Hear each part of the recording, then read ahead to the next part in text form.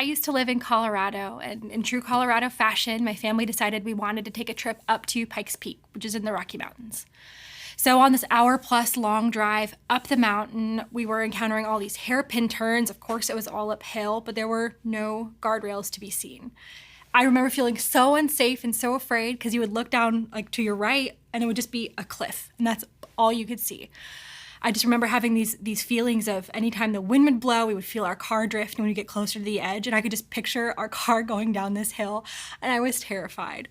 I, for the life of me, could not understand why they didn't add guardrails to this road. It wouldn't have taken away from the beauty. It wouldn't have taken away or changed the road at all. It just would have made us all a little bit safer. Boundaries are kind of the same way in our relationships as these guardrails. They just kind of keep us safe. Proverbs 13:20 says, "Walk with the wise and become wise. Associate with fools and get in trouble." When we have up guardrails or boundaries in our friendships, we're able to make sure that we're staying on the right path. The people that we interact with and hang out with on a daily basis, they're going to influence our lives, whether for positive or negative.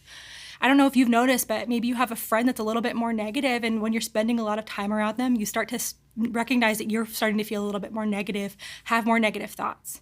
On the flip side, if you have a friend that's really positive and encouraging, you're going to leave those interactions feeling more encouraged. The people that we spend our time with influence who we are. When we are able to put up boundaries with our friend who's a little bit more negative, we're able to say that, we're not going to have these kind of conversations together. We're going to limit how much time we hang out so that I can stay on the right path. If you have a friend that maybe has some addictions or some habits that you might also struggle with, you're able to limit the kind of things that you guys are going to be doing together, the places you're going to go, the things you're going to talk about, and you're able to help keep yourself on the right path. So who are your friends? Are there people that are encouraging and pushing you to be more like Jesus? Or are they people that are discouraging and pulling you off the right path?